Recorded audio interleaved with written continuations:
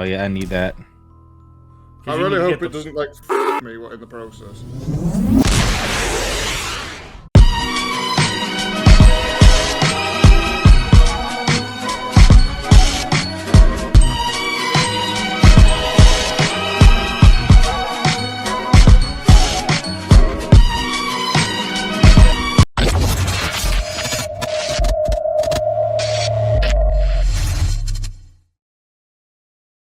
A lot of people have asked us to watch this. Chad actually asked us to watch this. Chad, really? Yes, Sir Chadwick, who, by the way, is in the midst of a move. Oh, I see the net. Let me see if I can swipe him real quick. I lost him. Damn. It was like right here. Oh. We have a gnat down here. It's been a pain in the ass, and it's just... Well, it's because we've had the door open pretty much. Well, yeah, we've been... 3 days. Yeah, we've been cleaning out the exterior room out there. It's coming along wonderfully. I mean, it looks really good now. I mean, by comparison to what it did, it was a jumbled mess of just twisted steel and bunch of different shit that was all over the place. Now it actually looks like a legit basement. Now the storage room looks like boxes are threw up in there. Well, boxes, mattresses, and a bunch of old bed frames that are mine that I just can't seem to part with. Yeah. I'm a desperate fool. I didn't realize I had so much shit. Like, is all this shit mine? Yes. Nate's like, yeah. I'm like, oh. Well, and she actually asked the question earlier. She's like, how did I have so much shit? And I was like, all right, Kate, I know this is a concept that's hard to follow, but when you spend money on things, they don't just go away.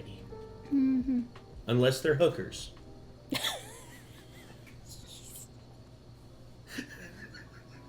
Or food. Food. No, eventually it comes back, just in a different form. True. Somebody else ate it. Oh. Just like, where the fuck did my food go? Asher. He got a hold of a toilet paper roll earlier. It was all over the floor. Shredded. Ugh. I'm like, no wonder why you have a fucking upset stomach all the time. He's nomming down on doo-doo paper. Like, it was a whole roll. Complete roll. And I don't know where the actual cardboard part went to. I guess he ate it. Maybe. It's like, dude, we feed you every day. We feed you every day. We take you outside every day. Yet you keep... You got toys. You got beds. You get treats. I don't know why you want to chew up random shit. Because he's a dog. Yeah. Well, Dogs are going to be rambunctious. Chew up my shoes. Yeah, dogs. By the way, I was trying to remember to tell you that one time, like, I knew someone whose phone got chewed up by their dog. It was Chad. Yeah. Shorty ate Chad's phone.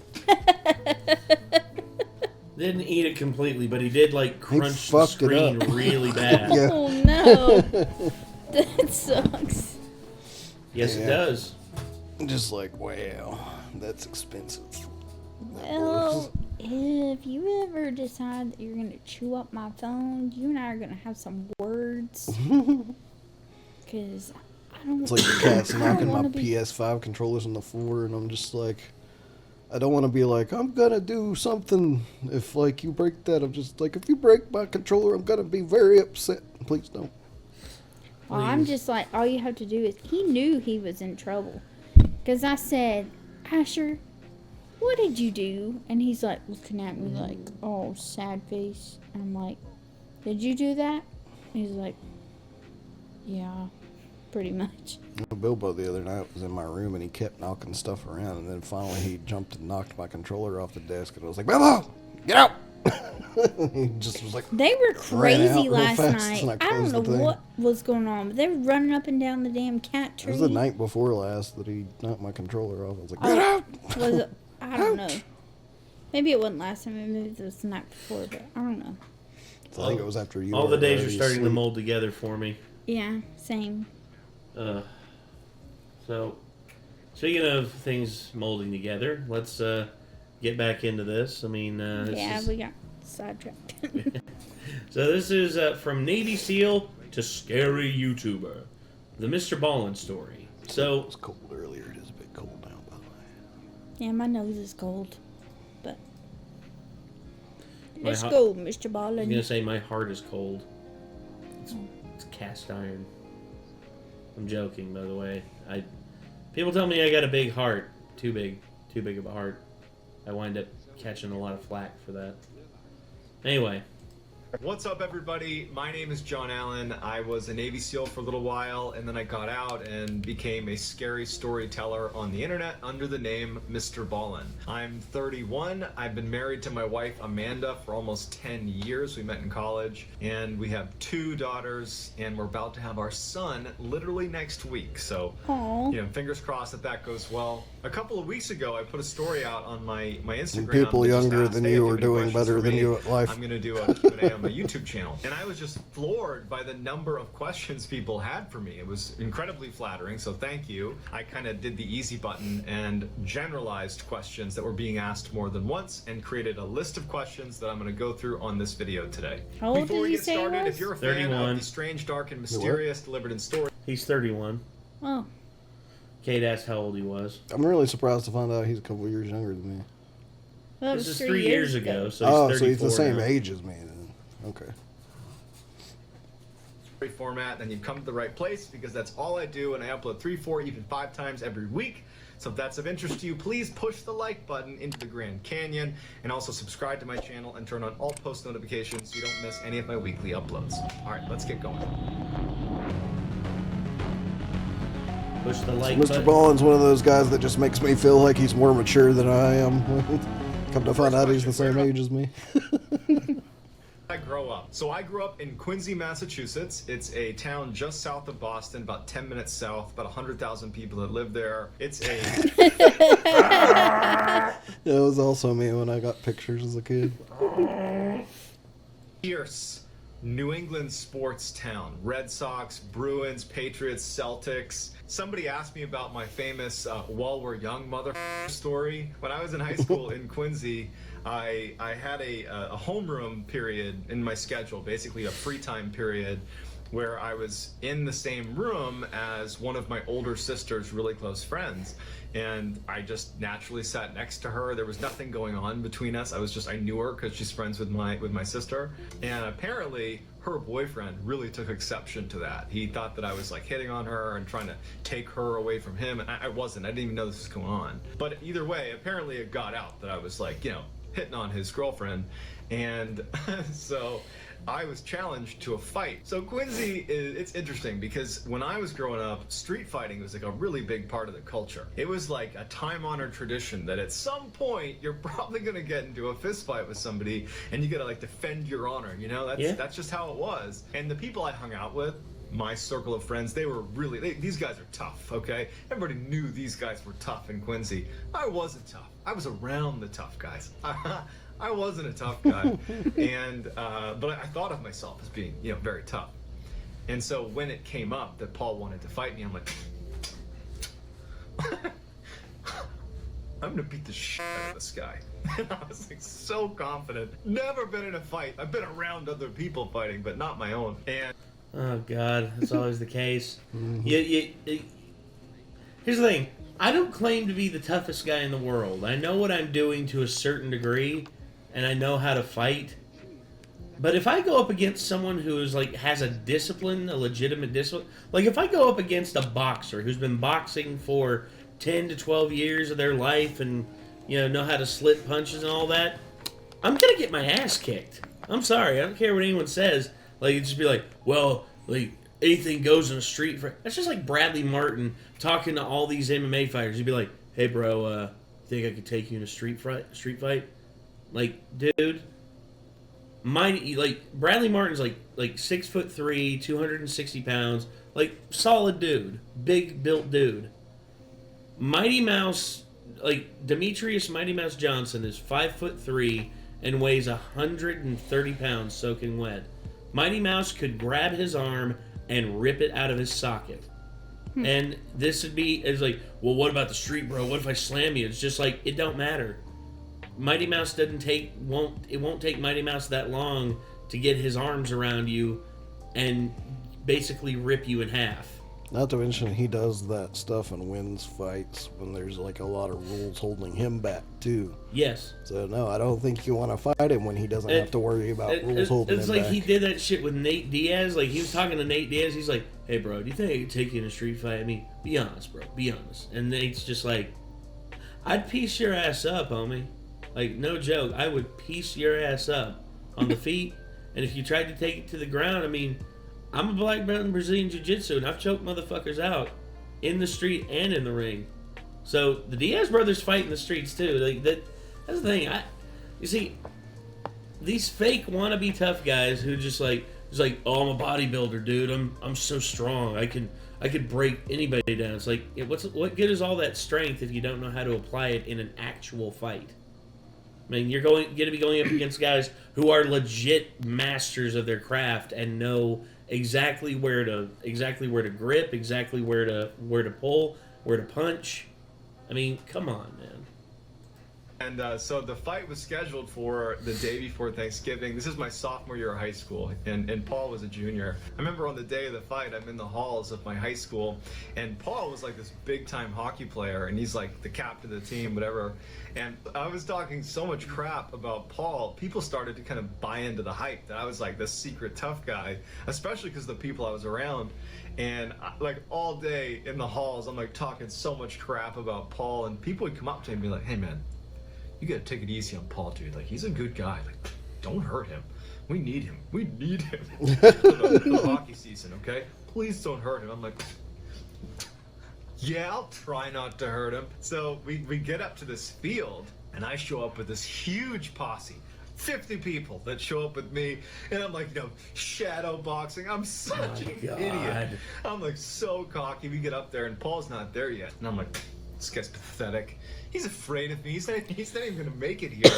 And it's like half an hour goes by, and I'm getting even more confident. Like, yeah, he's just scared of me. And then, of course, Paul shows up with no posse. He shows up with one guy, calm as can be, and he gets out and walks up this hill to where I am. I'm like, at the top of this hill, like, getting ready. And I have this line where he's getting closer and closer to me, and he's late, remember? And as he's getting closer to me, I go, whoa, young motherfucker. Like as if I'm gonna beat him up. Whoa, young mother. That sounds like something one of the Diaz brothers would say. I could just see like Nate Diaz like round 5 of a fight, and there's been very little action. He's like, "While we're young, motherfucker." And then he's been so late, he proceeds to beat the shit out of me. The absolute shit out of me in front of the whole school. And everybody heard me say my big line. Like, it was so outrageous that, like, not only did all of my peers know me for this, but even my teachers would come up to me like, hey man, how was that fight yesterday? So that was Quincy. Getting humbled is like, I remember the first fight I ever lost. I got humbled pretty quickly. I remembered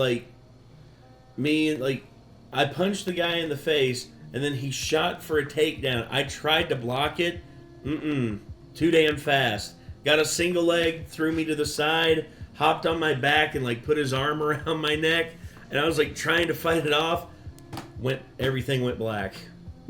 Thankfully, they pulled the guy off me, and I woke up. But damn, it's I realized right then and there, it's I could have fucking died, man. I could have died. Oh, thank God I didn't. Thank God I'm still here. That's Quincy in a nutshell. So the next question was, what inspired me to ultimately leave Quincy and become a Navy SEAL? Obviously to compensate for the loss to Paul. No, the truth is, I came from a family that was really, really successful. I came from a family where academic achievement was always heralded as kind of the pinnacle of success. And while I certainly had the aptitude to be a good student, I instead was busy getting my ass kicked by Paul on the day before Thanksgiving. No, I rebelled. You know, I didn't want to be an academic, but my way of rebelling was not to like put my energy into something else and be good at it. It was just to like be a lousy student and call that rebellion. And so by the end of high school, I had kind of so-so grades. I was a good baseball player growing up, but by the time I got to my senior year, it was like, So I kind of squandered baseball because I stopped really trying at all. My grades were pretty bad, and I just realized that, you know, I've kind of done nothing with my life. My mom, who's a professional writer, she ended up getting me into college. She wrote my college essay, and in fact, my grades were so bad, but my essay was so good that the college reached out to me, and they were like, hey, you're kind of a non-traditional candidate here because your grades are awful. But your essay was so good, you can come to our school. And so I got accepted into the University of Massachusetts, located in Amherst, Massachusetts. I get to Amherst and I promptly fail out effectively after one semester. I was spending my time not going to class, and that's pretty much it. There was a big riot on campus that I may or may not have been involved in, and there were some images of me, and so I had to withdraw from the school to avoid failing out / getting in trouble for this riot. And I remember I came back home, and I'm literally living in my mother's basement, and it really dawned on me now that, like, I hadn't done much at the end of high school, and my mom had hooked it up and got me into college. Now I've blown that too. I remember feeling so pathetic. What have you done here?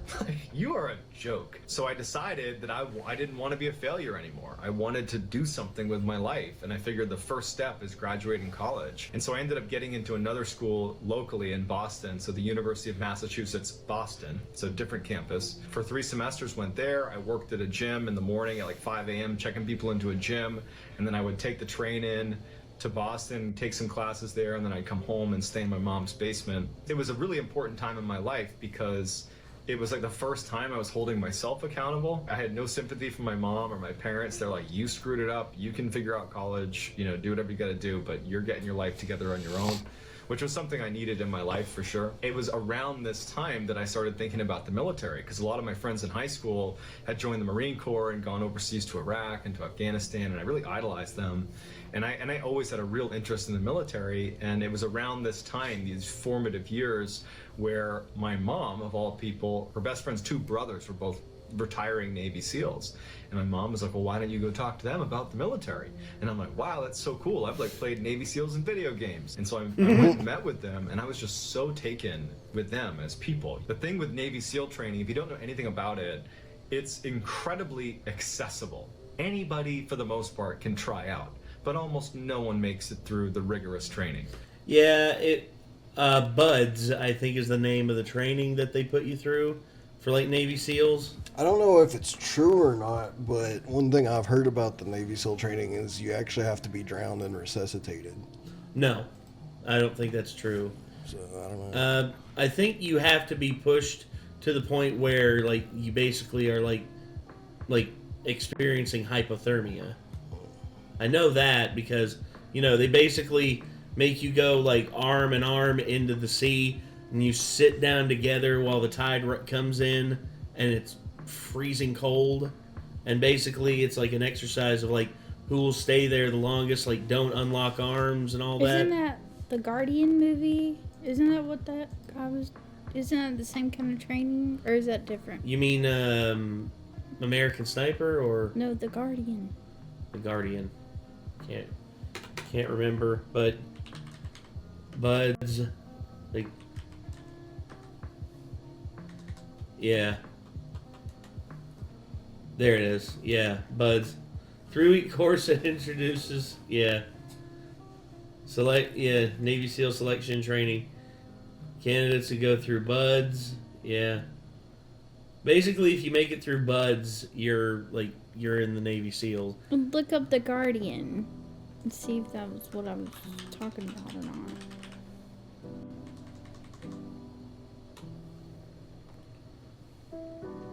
What the Ashton Kutcher? Mm-hmm. No, that's like if he's working for the Coast Guard. Oh, Coast Guard. Okay. Yeah, that's a different animal. Okay. Well, that's why I asked. I wasn't sure. I couldn't remember, like, the Guardian, like, which movie you were talking about. I was like, the Guardian. Couldn't remember. But yeah. Well, the Coast Guard is similar to the Navy because they mostly work on the water. Mm-hmm. But SEALs are like a combat specialist and all that. My experience of hearing people talk about combat training and all that, like the Marines, the Navy SEALs, and all that, like how the Navy SEALs came into being was like the Frogmen. Like I don't know if you have ever heard of the Frogmen. The Frogmen were basically the this. Let's see what was it? It was basically this type of combat diver, combatant, swimmer, like group that came up during like the Korean War / Vietnam era, and they basically formed their own group, and that's what became the Navy SEALs. And there was someone who was involved with the Frogmen, who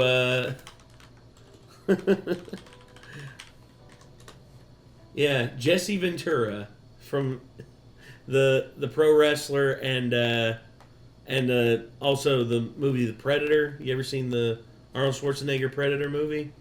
Blaine, the guy with the minigun. Yeah, he was a legit frogman, like, which was the start of the Navy SEALs and everything. Just pretty insane stuff. But yeah, the training for buds is crazy. I'm generalizing, but that's kind of how it works. So in order to succeed in the training pipeline, which is very long, very difficult, you just got to be able to suck it up and suffer for a really long time. And if you make it through all that, you can become a Navy SEAL. And it's kind of like you're reborn in a way. And that's the way they were talking about becoming a SEAL. It's like whoever you were before you became a SEAL kind of goes away and you become something new. And it really spoke to me. And I was at that point in my life where I was just starting to get my life back together, taking classes and trying to graduate. And it just seemed like I had suddenly discovered the thing that was perfect for me. If I could just get through Navy SEAL training, I could be in the military, which is something I was interested in. I would be able to also kind of overwrite a lot of the bad decisions I had made and a lot of the mediocrity in my life, so that when people look back at me, it will not be the guy that could have done a bunch of things but ultimately didn't, and it would instead be, man, that John Allen, he really got his act together. And that worked for me. That was enough. But I stuck to college. I did end up graduating college. I would actually go back to the University of Massachusetts at Amherst in Western Mass. That's where I'd meet my wife, Amanda. We started dating while I was out there, and I graduated college, and then I immediately went to a recruiter, and I joined the Navy and went off to SEAL training. The training to become a SEAL is very, very long. Basically almost 2 years of training. 15% of people will be successful and actually become SEALs. But you got to remember that the initial pool of people that are in that statistic are highly qualified. One of the questions was, what's the hardest part of SEAL training? For me personally was a test called Pool Comp, where it's about the halfway point of selection phase, which is called BUDS, or Basic Underwater Demolition SEAL Training. And there's a 20-minute test where you basically show that you can withstand an underwater emergency with your scuba tanks on. So really what happens is you go underwater and you stay there for 20 minutes while instructors come down and turn your air off and rip the hoses out of your mouth. But every time they're like assaulting you, you got to go in the fetal position and like wait for them to stop tying knots in your hoses. You might see your mouthpiece over here, but you got to go through the same procedures. Reach back, you do all these different things to regain your air source. So you end up becoming quite hypoxic, so you're very low on oxygen. And so of the 20-minute test, really you're spending about half of that without air. And that's the thing, you talked about potentially like drowning and being resuscitated. There have been instances where that has happened, like someone has like been in the midst of drowning, they got them out and like had to resuscitate them. So yeah, that's it might not be that they drown you on purpose, but they're definitely doing exercises where you could feasibly drown and have to be resuscitated. No doubt about it. No doubt. Really the whole point of the test is, do the procedures, but show you can keep your composure. And I was just horrible at this test. full panic mode, like no composure. I was like the poster child of what not to do. But I ultimately, on the day that I passed, I kind of went in the pool with this reckless abandon, like, you know what? I'm just gonna go in there and drown. That's my approach. And it made it pretty simple. Like, I just don't care anymore. I'm gonna just go in the pool and do these stupid procedures and probably drown. And believe it or not, that was enough for me. One of the more popular questions was, what was my scariest or most difficult experience as a Navy SEAL? And so I have one that stands out above all others, and it's actually what ultimately led to me leaving the SEAL teams. And that was when I got blown up in Afghanistan in 2014. We're in this area in Afghanistan that was definitely a bad guy town. We had gone in during the day and started getting shot at. A couple of our partner force had gotten shot. Our dog got shot. It was a bad start to the day. And over the course of about 6 hours, we were kind of fighting rooftop to rooftop with these people that just kept vanishing. And by the end of the night, we were getting ready to leave this little city. We had all we, as in our SEAL team, our platoon, had broken up into little groups called fire teams, like pockets of 5-6 people out of the 25 of us that were there. And my fire team, not mine like I was in charge, I was just in this fire team. We were located on a section of the city kind of closer to the exit of the city. And as we're getting ready to leave, one of our drones spots a group of people, not Americans, not SEALs, that are located near the exit, and our fire team was nearest them. And so we decided, our fire team, we would just go over and scout out who these people were, because we've been getting shot at all day and we don't know where people are anymore, and we're worried that if we don't inspect this group, that they could be planning an attack on us when we try to leave, because we're getting ready to leave here. So we end up walking down this alleyway, and we're going down this like T alleyway. When we get down the stem here and reach the head of the T, if you will, we're expecting to be able to look over this wall and look out across this field and see this group of men that are hiding. But when we got down to the end of the alleyway, they weren't across the field on that wall. They were on this wall, like a foot away from us, on the immediate other side of the wall. And they hadn't heard us sneak up, and they were, enemy combatants, and they had grenades with the pins already pulled out as a defensive mechanism in case they were compromised. And in the craziest few seconds of my life, grenades are coming over the wall, there's shooting happening on both sides. The grenade actually came over and hit my shoulder and landed next to me and detonated. And I remember kind of getting up and looking around, and it's just chaos. We're in this like tight little alleyway, and there's just gunfire everywhere. And I was just expecting to either die from bleeding or have one of the bad guys come from around the wall and finish me off. I tried to stand, I couldn't stand. Somebody came over and dragged me around down that T section. I'm down here now. And so he told me to put my tourniquets on. It's a device that helps you stop bleeding. And then he went back down to help other people. I couldn't get my tourniquets off of my kit. I couldn't put them on. I was bleeding to death. And I remember thinking about my wife, and I went deaf and blind.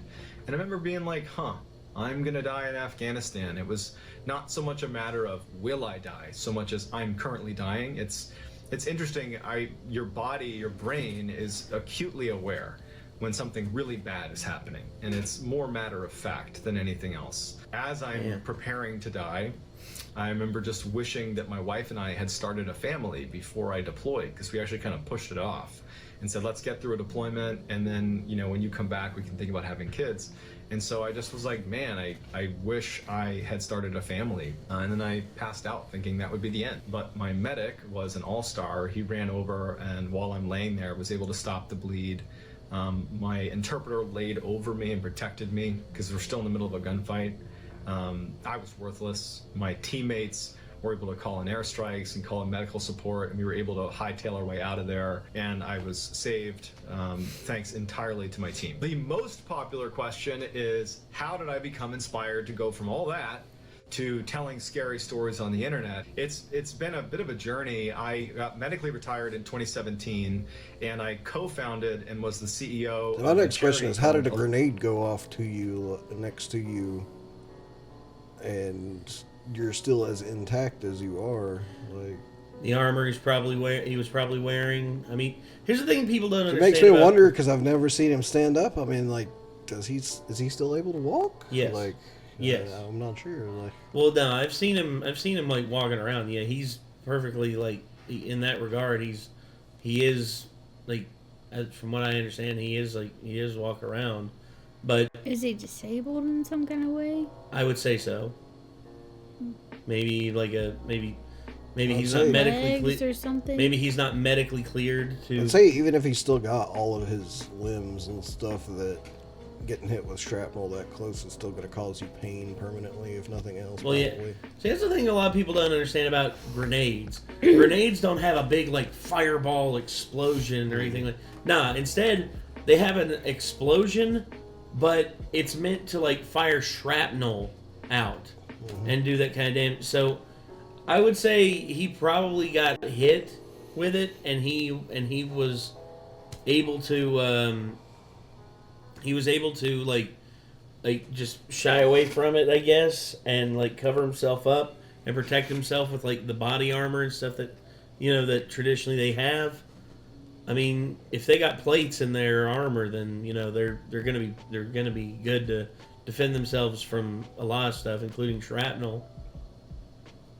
But yeah, this instance right here, I mean, damn, I couldn't imagine being in that kind of scenario.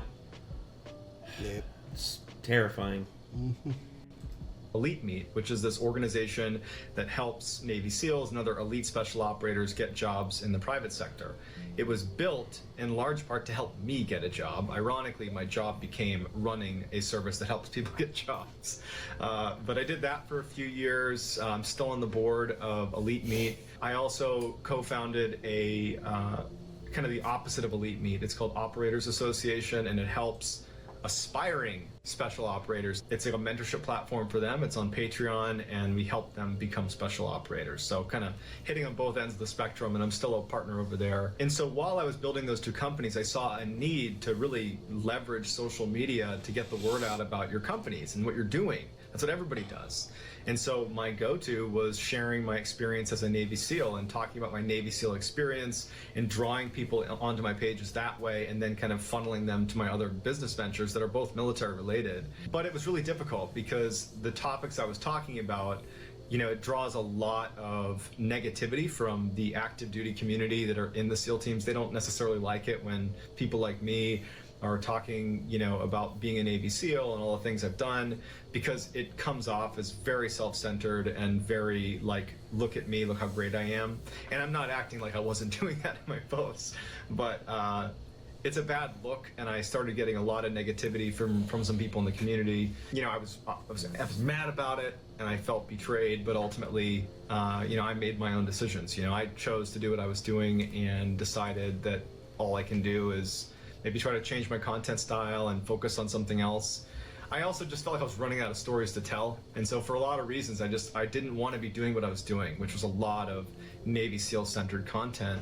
And on a whim, I posted a story on TikTok about the Dyatlov Pass incident. These Russian hikers go off into the wilderness, get lost, and everybody speculates that like some monster killed them or something. I'm interested in this. I've always been interested in spooky, mysterious stuff. I find myself researching that on my own. So I'm just interested in this. And so like out of left field, I'm doing like Navy SEAL content, Dyatlov Pass, Russian hikers go missing in the mountains in the 1950s. But it went viral on TikTok. So I was like, that's great, I'll do another one. And I started posting some stories, more and more stories about like scary stuff and mysterious unsolved mysteries. And it really took off. I think in part because I'm really, really passionate about telling stories, one, but specifically I'm really interested in strange, dark, and mysterious content because I had either a really intense sleep paralysis story or a paranormal one, or maybe some combination, but you can check it out. It's one of my more popular videos on my YouTube channel. It's just what I saw in my room still haunts me. My TikTok really blew up. It's at 6.6 million followers now, which is just mind-blowing to me. And I transitioned over to YouTube so that I can make this a career. I can actually go full-time on YouTube, and that's what I've been doing now for the past 2 months. A lot of people ask, what is it like to be a YouTuber? It's unbelievable how much time goes into this. I love doing it, so this is not me complaining, it's the opposite, but all I think about is YouTube. That is all I think about. I wake up, I'm on YouTube.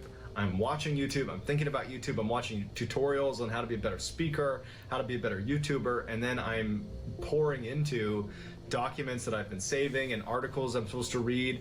And every day I'm probably spending I don't know, 5 hours of research for that day's video. Even if I already know it, I'll spend 5 hours just researching it and internalizing the story. I spend about an hour to maybe even an hour and a half actually filming it. I do a single take on my iPhone. I film everything on my iPhone. I don't have a script. Now, let me be clear here. I do write a script, but the best way to tell a story, in my opinion, is to be the story. Be in the story. That you is can't do that if impressive. you're reciting a script. Yeah. And so Well, I mean, it's true. I mean, what he's saying. I mean, It's like I've always felt like his videos don't feel scripted, like, you know, like he's written everything down and is reading off of it. Well- That's why, and like I can't do that with my memory. My memory's not good enough to tell stories like that. I'd forget parts, have to go back all the time, be like, oh, I skipped this part, you know, stuff Well, like it that. seems like he writes everything down and then has it as like a reference, which is what you do in like presentation or whatever. So you have anchor points that make you remember like the big things you want to talk about. Mm-hmm. internalize the story. That's why it takes me so many hours to really get ready for a story. I need to really feel like I'm in it. And so the script serves as more like a guide, but I'll look at a script, I'll think about it, and then I'll tell the story. So I would say for any video, it takes about 6 to 7 hours just from, okay, I have the idea, research it, internalize it, shoot it, and then I spend another 2 hours at night doing the rough cut edit, not even the full edit. I kick it to my amazing editor. Shout out to Wes J. Adams. He's my guy. Shout out to you, Wes. He takes the rough cut and he puts in the imagery and he makes it much sexier, and then we upload it the next day. And since I'm posting 5 days a week, we have to be on a schedule where we're always a couple posts ahead. So pretty much there is no off time with the exception of maybe Saturday. But it's a really, I feel like I'm in such a privileged position. I love doing this. I'm proud of what I'm doing, and it's just so much fun to do something that I so fundamentally enjoy doing. So a couple fun facts about me. I use little tech decks, little hand skateboards. I have like little ramps and stuff. I'll literally sit here and like flip around with my tech deck the whole time to like jog my creative mind. I used to like those when I was a kid. Yeah. I haven't had any in so long. Tech deck peewees. I remember those as well back in the day. Of little skateboards, I was world ranked in the game Skate. It's a video game on PlayStation 3. Skate 1 and Skate 2. I was literally in the top 30. It's a game where you would like do a trick and then somebody else tries to match your trick. If they can't match it, they get a letter until they spell out SKATE and then they lose. I was playing this all the time when I was in college, and I didn't even know I was so good at it. And I was just beating everybody, and I started getting all these notifications from people being like, dude, you're not even that good. Like, my brother played you last night. You weren't even that good, man. I don't know how you're like world ranked. And I went to the leaderboard, and there I was. So, but when I do have some spare time, I do like gaming. I mostly just play offline. You know, I'm 31, not like big into online gaming. Didn't really grow up with it. But I'll play like sports games. Like I love MLB The Show, huge baseball fan. But like I don't really play the game. I just like edit the rosters and perfect everything about the rosters to where like, you know, make sure their cleats are the right color and that their numbers are right and their stats are right. Fair enough. It's almost like I'm taking a sports game and turning it into a life simulation. Like, I tell myself I'm going to edit these rosters and make them perfect, and then I'm going to play that game. And then I never get to playing it. I just edit the rosters and then don't play the game. I used to do that with like college, like the NCAA football games. I used to edit the full rosters and fill the play and like make all the I had a challenge for myself. It's like I'd make every person on the team, like one of the players, like someone I know personally in real life. It was like, you know, I had my dad, I had me, I had Zach, I had my Uncle Richie. I had all of us on there playing football, and I just remember, like, we had the, like, I started out with everyone on the team as freshmen in, like, career mode. We won 4 straight national championships. And we won by an average margin of like by more than 40 points a game. So I was like, damn, I'm a bully. I'm a bully of AI and The like, last time I did something like that was Cult of the Lamb, where I named all my cult members after people. Which gets real sad real fast when people start dying of old age and dissenting against your cult and shit like that. I was gonna say, was I had to send Doc to the stocks. How about me? Did you name me? I didn't end up putting anybody in there that wasn't on Discord, unfortunately. Okay. Was I in there? No. Oh. Well, it was like all my Discord acquaintances and friends, pretty much. All right. Because I was streaming it on Discord, and they were all like, "You can put us in there." Except Logan was like, "I don't want to be in it." Like, Guess we're not his friends, Nate. Guess you're not on Discord, are you? Because I was putting am everybody on on Discord. Hey, I don't ever see you on Discord. I have a Discord. I've never seen you in my voice chat. I'm on Discord. Of course, I will be fair. The only time I was in a voice chat of yours was when I was helping Logan with his CPU. Having Discord and getting on issue. Discord are two different things. I get on Discord. I don't believe you. I don't think we're friends on Discord. Probably not even in the Renegade Media Group server, are you? Yeah, I wasn't invited. You don't have to be invited. There's free links on our videos. channels or on our videos. An interesting episode or not, but I'm more than happy to do more of these or maybe answer more specific questions, but I think I touched on the big ones. I do want to say that I am just so thankful that I even have this opportunity to have people that actually want to see my videos. It's an incredible thing. I feel so lucky. I really genuinely wish I could get to know every single one of you guys and gals, because this is just, it's a dream come true for me and my family, and I just can't thank you enough. So if you enjoyed today's video and you haven't done this already, please push the like button into the Grand Canyon, and also subscribe to this channel and turn on all notifications so you don't miss any of my weekly uploads. If you want to get in touch with me, you can direct message me on Instagram or on Twitter, same username for both platforms. It's JohnBallin416. Also, I have a ton of content on TikTok. My username over there is Mr. Ballin. And if you have a story submission, please submit it to our subreddit. It's just called Mr. Ballin. It's linked below. I read that every day. If I intentionally use your story, I will credit you. So whether I see you on Instagram, TikTok, Twitter, Reddit, here on YouTube, or some combination, I'm just incredibly thankful. And until next time, guys, that's going to do it. See ya. Uh-oh. All right, so I wanted to bring you into my dojo where I create all of my content. It's called the Mustard Room. It's pretty high That is a gross yellow color. This is my setup. Oh my Nice and gosh. neat. Hell This is yeah. where all the magic happens. Hell Right here. yeah. There's my ring light. There's my little crappy tripod. Got my I use tech decks when I'm trying to become more creative. Yes, this is my setup right here. Hey, we all start somewhere, and the fact that that's where he started versus where he is now, 8 million subscribers later. Yeah. It's clearly working. Oh, apparently, yeah.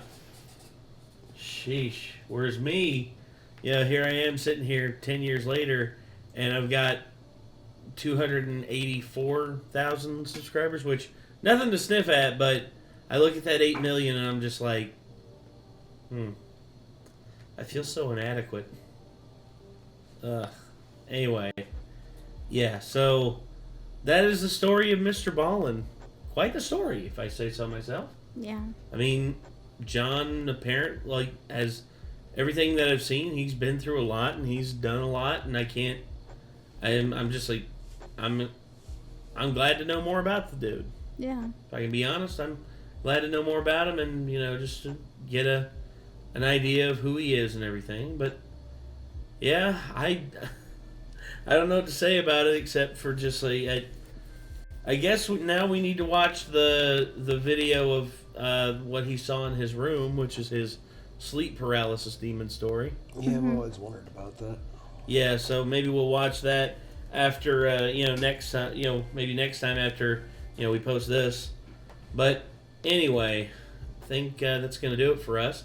This was, once again, Mr. Ballin, from Navy SEAL to scary YouTuber, the Mr. Ballin story. Leave a like on this. And, Mr. Ballin, thank you for doing what you do. And we hope that, everything continues to work out for you. Hopefully you're, shows here, it's like Mr. Ballin Jr. was born last night, happy and healthy. So is his mommy. That's good. I'm glad that the family situation's working out good for you there. So I guess until next time, everyone. Signing off. I'm Nate. I'm Kate. I am Nick. Y'all be good people. We will see you in the next one. Peace.